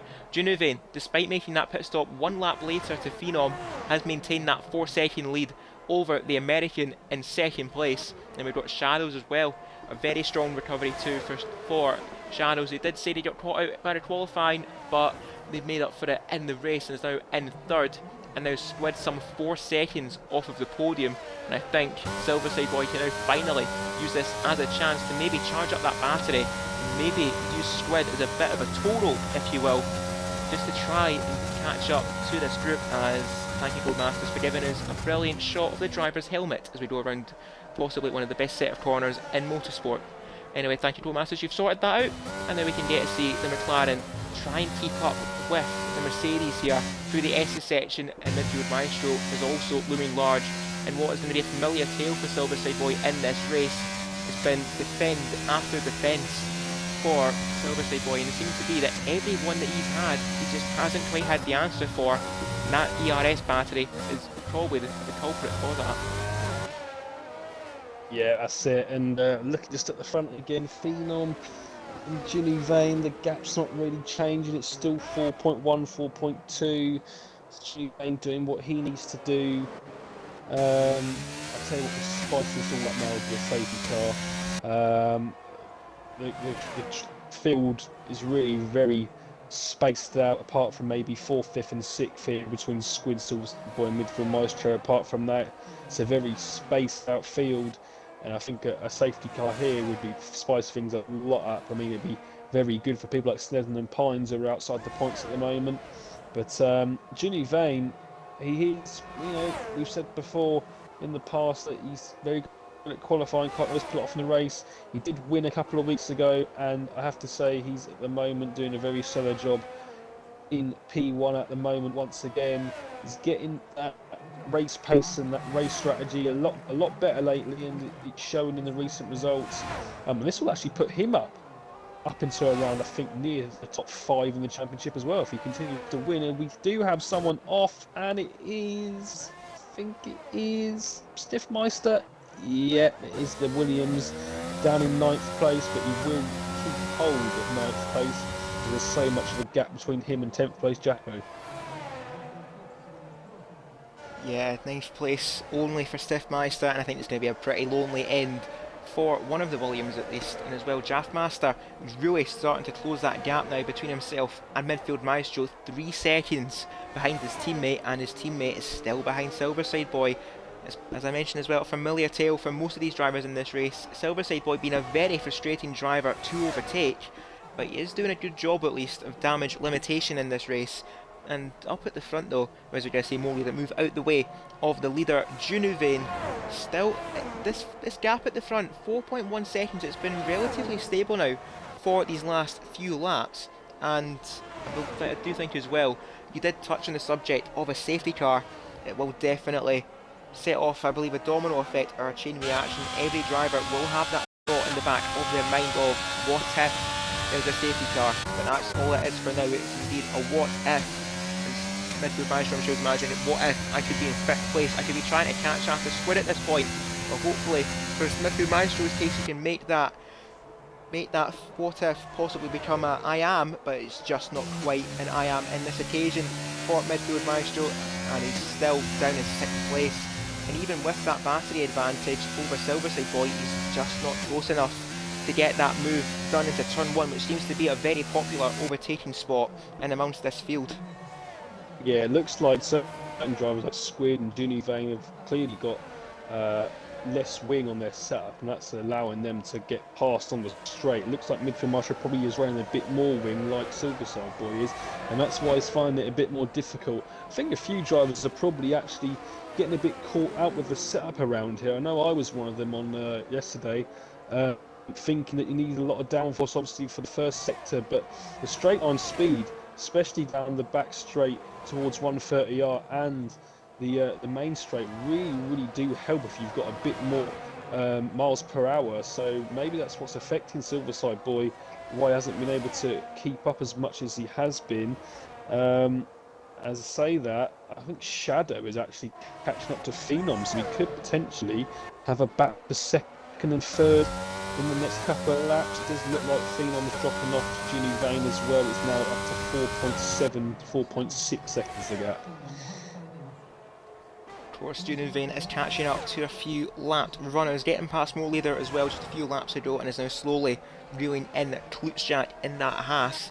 And Phenom is going to catch up to Mo Leader in just a few moments also, and we'll have to get rid of that lapped traffic as soon as possible. But that gap as well, it is going up a little bit, 4.9 seconds, borderline 5 seconds now between Junuvane and Phenom, who has lost a bit of time on that previous lap, but I think he might have just been having to try and cool those tyres down. And we see as well the exit of the S's as well, he gained nearly half a second on Junuvane.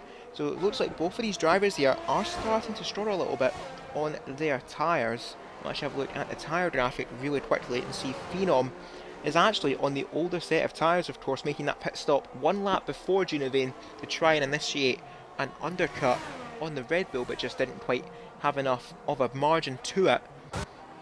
And yeah, nothing really more to mention on the tyre graphic, but midfield maestro on 9-lap old hard compound tyres, still but heckling Silverside Boy, and as well Jaffmaster 2 seconds now behind midfield maestro and Silverside Boy, so he is definitely looking potentially here for a top 5 finish with just over 7 laps left to go here, and on fresher medium compound tyres.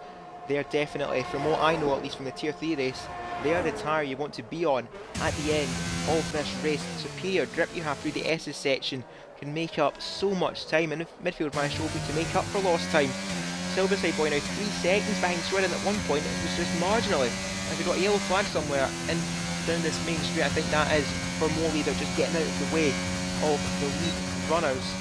Midfield maestro, he's just been so frustrated behind Silverside Boy. He nearly ran wide there at turn 1. That allowed Jaffmaster to catch up quite a lot on his teammate, and I wonder, could that be team games here? Midfield maestro hoping Jaffmaster can catch up, and then he can have a turn getting past Silverside Boy. Midfield maestro hoping to follow his teammate through.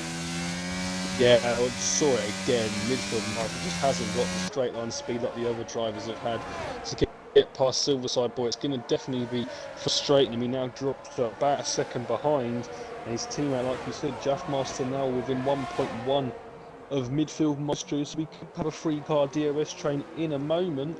As we say that as well, going back up to the front, and that gap between Phenom and Shadow is now about 1.2, 1.3. He's only got to gain a few more temps to get that DRS advantage. However, if you look at the battery, Phenom has got a lot more to defend with. As I say that, he's actually using some of it now. Maybe to try and pull away from Shadow on that back straight. Jimmy Buck looking very confident at the moment with 6 laps to go. 4.3 seconds is the gap. And yeah, he's only got, like I say, 6 laps to go until he can have potentially 2 wins in 3 races, I think. Shadows as well getting DRS from lapping Klutschak too. We saw Klutschak almost dive out the way of Phenom, but Shadows wasn't quite close enough to get past the Haas and towards the chicane, so that's actually benefited Shadows a little bit, who is now on the fringes of that 1 second gap he needs to get DRS on Phenom. As you mentioned though, Phenom will have that battery to defend in the run towards 130R, so he can extend that gap if he needs to, and Junivane extending that gap as well. It has dropped in a little bit now to 4.2 seconds, but it is as it was just a few laps ago. And I think Junivane, unless anything happens rather drastically to the end of this race, it looks like it's going to be another victory going the way of the Red Bull. Yeah, it definitely does. Like I said, he's looking very confident at the moment. Hasn't got that much longer to go.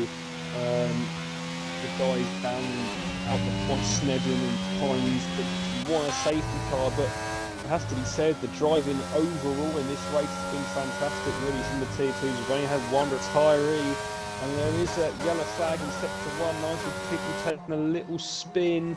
He's got to now watch it up the hill towards the left, which he does okay. But yeah, on the whole, there's been that, obviously, incident with Pines and Piggle and Stiffmeister. Oh, and Nigel Piggle clearly, deliberately crashes himself out of the race. And that causes a safety car. Has caused a safety car.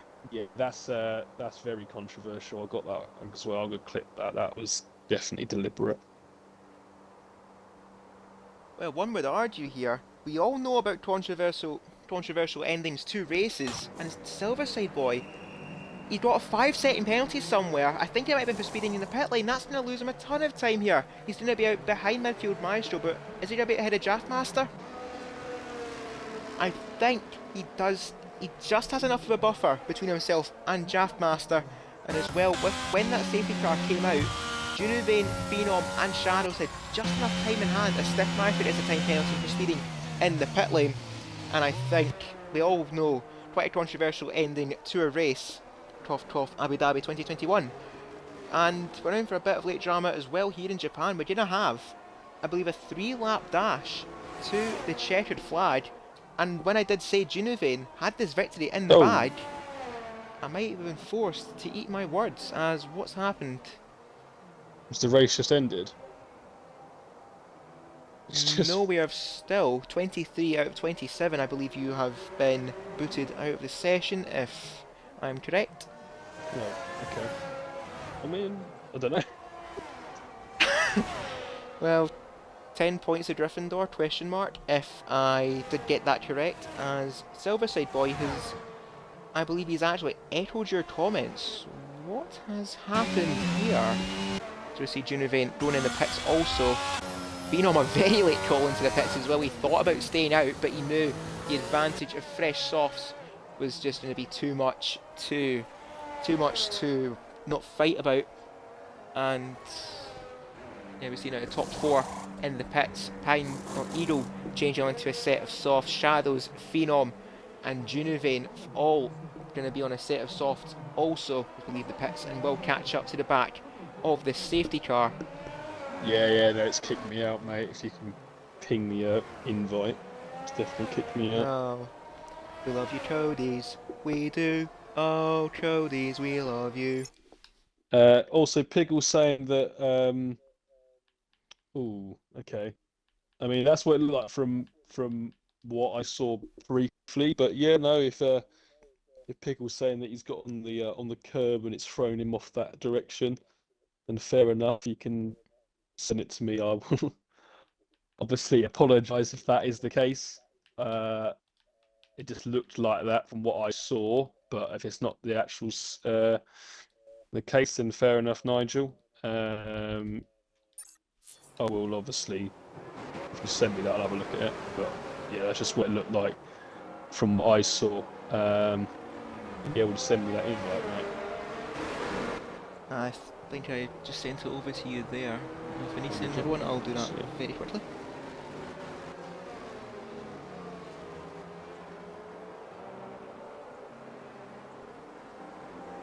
Well, never far away from drama in FPRL, and it seems like we do have another situation like that. We will have 2 laps of racing to the end of this Japanese Grand Prix in a race that looked very comfortable for our leader Juno Vane, getting past Silverside Boy on lap 5 of this race and just been pulling away ever since. He's now got to defend just a few more times though, 2 more laps to hold on and claim I believe his 2nd victory of the season. Phenom looking to make it 2 victories this season, also of course taking that victory in Austria. And we've got Shadows also. These two, Phenom and Shadows, no stranger to each other on track, and once again they always seem to find a way to be at the same piece of track at the same time, and Shadows looking to try and take away 2nd place or even go one better towards the end of this race. Then we've got Squid down in 4th.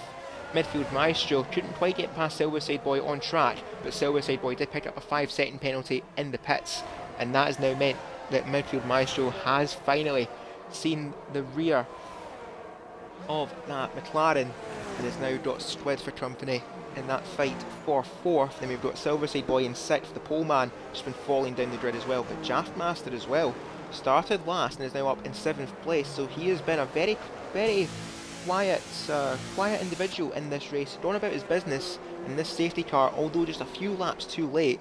It has helped his cause 4 points, and we've got Valente in the Ferrari in 8th, Stiffmeister 9th, and Jacko as well in 10th. But with those penalties ahead, Pines and Snedden, despite this race not going according to plan for the pair of them, it seems like after all, both of them could be in for some points here, as the field is going to eventually bunch up, and we will hopefully, fingers crossed, that we actually should, have the safety car in by the end of this lap.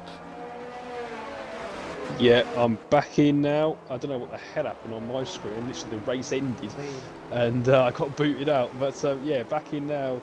And I was saying, yeah, there was could be a safety car, and that's what we've got right at the end here. As we then look at the tyres, everyone's still on into softs, which probably was expected, but it means that the pack's a lot now closer. Is Phenom going to be able to have a go at Genevieve? Shadow going to be able to go at Phenom? And will we see Gary potentially try and make his way back past midfield Maestro, unfortunately getting held in the box once again? It looks like we came in for his softs as we now come up to the sector 2 line. Safety car is in this lap. That's what always happens when we get to the end of sector 2. Junie Vane then will slow the pack down, and Phenom will be eager to get on the back of him. We've got 2 laps to go, and they're about to start very soon. The 2 laps left in Junie Vane.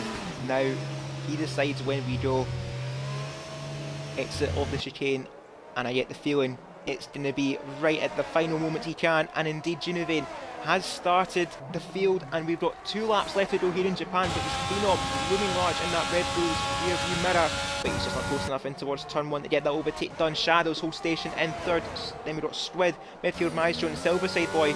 He's going to finally realise he's got a full battery to play with, so let's see what Silverside Boy can do for the final few laps here.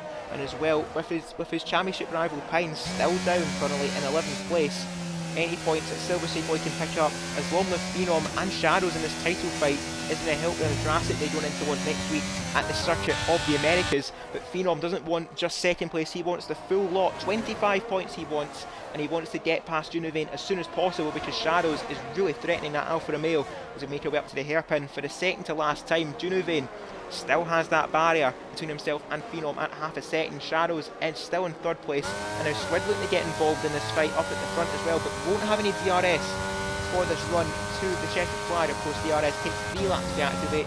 We only had 2 laps left, and we've now only got 1.5 laps remaining. Time is running out for the field around him to make any gains in the pack.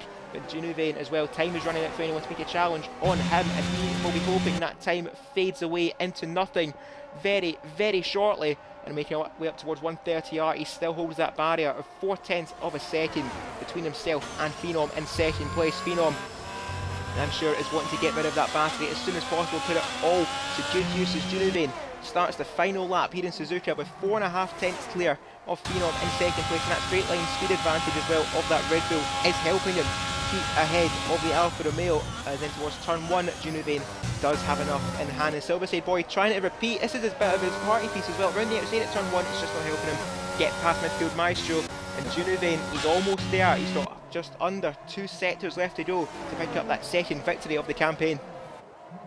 Yeah, Junuvain, he just needs to hold on. If someone's off, it's Pine. More leader's gone out. More leaders hit Pines. Yeah, looks like there's been a collision there. Pines will not get any points now then, as that will pin right down the grid, but it's dropped down the field. But Junuvain, then back to the front we go. 1 lap to go. Oh, and Phenom. So my connection is kind of off. He went right off the track, but he's still fighting there away. Shadow getting back of him. It's not able to do anything at the moment. But yeah, Junuvain then. A couple of corners left, and he's going to have the victory. Hines will not score any points, so Phenom will be loving this, and so will Shadow. And both of them will be loving this, but the one driver who'll be loving it even more, I would argue actually everyone in this title fight, all these drivers storing points while Pines is taking nothing from this race. But Junuvain, in the land of the rising sun, it's going to be the Red Bull who rises to the top. Junuvain round the final corner, the land of the rising sun, the creme of the creme. Junuvain takes the first place spot and wins here in Suzuka. The Red Bull, a familiar story, takes the winner's podium. Phenom in second place as well, and Shadows, once again another podium for the Williams, will take third ahead of Squid, midfield Maestro and Silverside Boy down in 6th. Did start on pole, but he just didn't quite have the race pace today, but I'm sure 8 points is more than what he would have asked for in this race. As we see Draftmaster as well getting the driver of the day vote from the Codemasters servers, and I think it'd be kind of a no-brainer really as to who gets driver of the day, courtesy of the co-coms, as we'll get a look at the results and see Junuvain, his second victory in a space of 5 races, wins here in Japan. Phenom, 18 points for his title challenge is going to help him massively in towards the circuit of the Americas, the home track of Phenom as well, so home field advantage might help him that little bit more next week. Shadows taking third for Williams. Squid takes fourth as well after starting down in P11, so good recovery as well for Squid. Midfield Maestro starting 5th, stays in 5th at the checkered flag. Silverside Boy in 6th. Draftmaster 2 down in 16th place for the start of this race, comes home in P7 and the fastest lap. That's definitely a lot better than what Draftmaster managed last time out in Singapore. Valente takes 8th, Jacko as well, a quiet race for the Alpine, takes 9th with Stiffmeister as well, recovering for 10th, and we see Snedden and Pines as well, 2 of the 5 in this championship hunt, not scoring points, so Phenom, Silverside Boy and Shadows are going home laughing, but Junuvain is going home basking and bathing in a ton of champagne and a first place winner's trophy in the land of the rising sun. Yeah, great drive from Junuvain. You know, he started on the front row of the grid, got past Silverside Boy within the first couple of laps and just kept it there. It's a very good drive from him. And like I said before as well, Phenom will be loving it as well, with same as Shadow. No points scored for IFC Pines, which will mean that they'll have a big advantage now, or will catch up a lot to him in the championship. We'll have to see a bit later on when we've done the calculations what the actual gaps are now, but I believe Shadow might go back ahead now of Silverside Boy in the championship. It's all very close at the top, but yeah, what a race cruiser And Juni Vane, great drive from him to take the victory. Indeed. We will hopefully get championship standings sorted out as soon as possible. If not, we'll find out for next time out at the Circuit of the Americas. As we'll go to our virtual showroom real quick and have a look at the third place driver's car, that being of Shadows, and hopefully it's not Latifi's car we have on the podium, fingers crossed, because no offence to Latifi, you are shocking, and it's not, it is Alex Albon, hallelujah. Anyway, hopefully get our drivers in for post-race interviews as soon as possible, as I believe Phenom has just joined us. And a reminder to include your audio in the party as well, gentlemen, and we shall get interviews started as soon as possible. Yeah, normally I don't think Juni Vane normally joins us in the interview, so I mean we'll see if he'll join, but I don't know if I don't think he will. But try and get Shadows in, see if he wants to join along with Phenom. Hopefully he will. We'll send him one more invite. He might have put something in the chat as well on the Discord, but I'll send him one more invite, see if he wants to join. And actually having a look at our Twitch chat as well, Shadows has said that from the previous race in Singapore he had a 5-second time penalty courtesy of the stewards, so that result was going to put him down into P8. So if I'm correct here, that means our podium, if it does remain the same, will be Junivane in first place, Phenom will take second, and that means then that Squid is going to pick up third place post-race unless anything is said by the stewards. And as well, for the context of the championship, what was 15 points for Shadows is now going to only end up be 4 points, and Silverside Boy as well claims another 2, so we've got quite a few I would say tails to trim at the end of this race, and hopefully we get that sorted for next week, because with, I would say, well, first place obviously not scoring any points, our third place driver today not scoring many points, it's going to completely change the context of this championship in towards the later stages of this race. And I see Stuart in the chat as well acknowledging that, saying Bosch, very happy with that. Still from P11 to a podium, it's not too bad indeed. And I think we do have our drivers in, albeit not all of our drivers are in for post-race. Yeah, well, obviously now realising that, I've got Squid in the party because he will take P3. So I guess we should start with P3. I don't know who you want to do, Cruz. I'll leave up to you, being main comms. I'm not really too fussed about that. If you want to take us through an interview with Squid, and I will go through the interview with Phenom. I don't think Junivane is joining us this evening, which is explainable to say the least, as he's probably away partying with the team. But I'm going to hand over to Monkey Boy Kurt, and he'll take us through an interview with our third place driver, which will be EG46 Squid. Yeah, so EG46 Squid, first time on the podium in FPRL. I think Cruiser apologised for not realising that Shadow had that penalty, but obviously no worries. Up from P4 to P3. You must be delighted, obviously, with his first podium. But obviously, yeah. we'll start off with quali, and unfortunately, just couldn't get out of Q2. You've been showing some good quali pace lately in the last few races, having that pole, obviously, at Hungary. But was there like a little mistake maybe on that last run in Q2 that stopped you I think Q3? From what I remember, I was on my final run and I just spun coming out of the S section, and I didn't have enough fuel for another run, so that bottled my chance at Q3. Yeah, it was very close in the end, but unfortunately, just went out in 11th. Your teammate, obviously, is Pines as well, crashing out. So it was yourself and the Mercedes teammate 10th and 11th.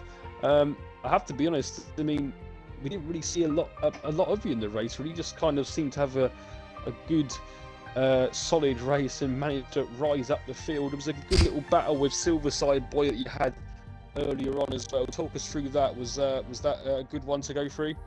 Yeah, it was nice. It was my setup that I was using wasn't the best on the straights, but when I, especially in the last section, going through Spoon and up to 130R, I seemed to be gaining quite a lot, and through the S section. So it was quite a scary battle because there was a lot of very, very close moments. But yeah, it was a fun battle to go through.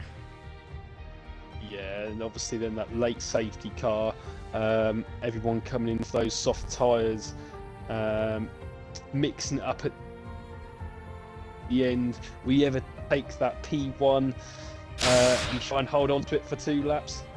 It did cross my mind for a few seconds, but I thought, I know I'm going to get P3 because of the Shadows penalty, so to be honest, I may as well just jump in with everyone else and go from there.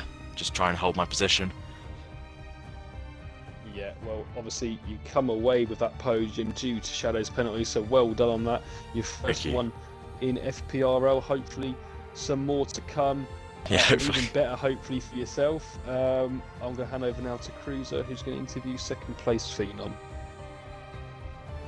Thank you for that, Jar, and I'm going to echo as well. Congratulations to Swid picking up that first podium of the season, and what a time to get it for the Constructors' Championship also. So well done to you, and a very, very professional race from yourself. And for our second place this evening, as we will jump over to the Alfa Romeo, which originally for Bottas and Guan Yu Zhou. This time, though, it was Phenom at the wheel, and he drove the wheels off this thing to get it to second place. So Phenom, and I believe that's another podium for yourself, and a massive well done as well.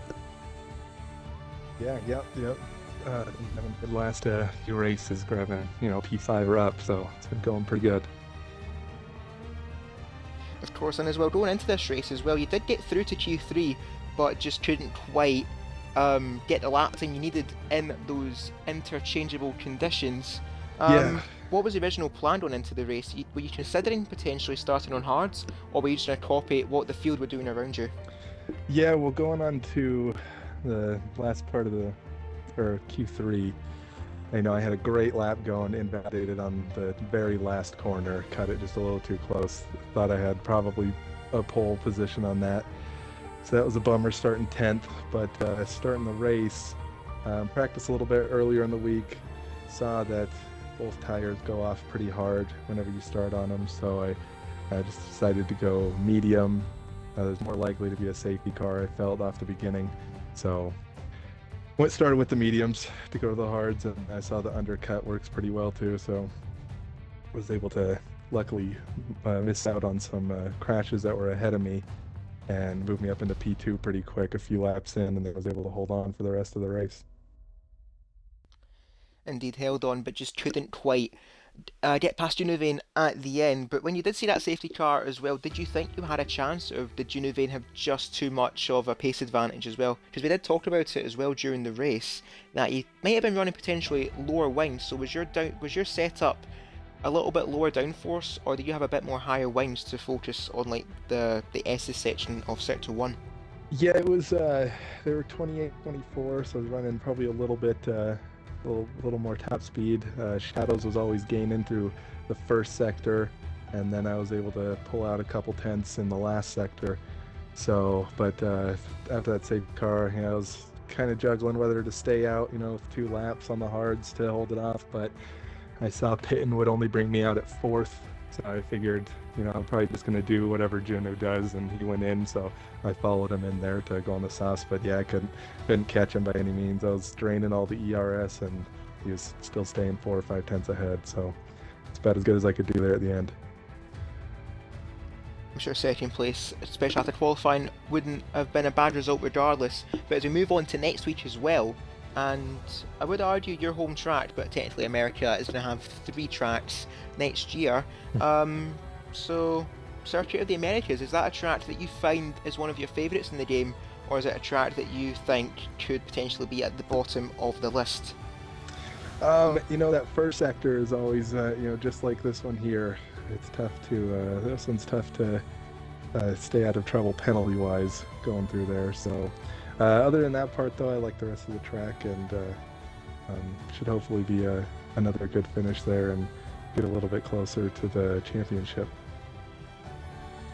Absolutely, with Pines not storing and yourself taking 18 points I'd say that's a pretty good day at the office as well. And I'm going to hand over to Monkey Boy Kurt as well for any potential final comments to yourself, Phenom. Well, no, just another great race from yourself. Qualifying, obviously Q3 didn't go your way, being 9th in the end, but you come up to 2nd. The gap now down to 14 points with that 18 you've got today. So, 4 races to go, 14 points for you and Pines. It's going to be, as you would agree, very interesting end to the season.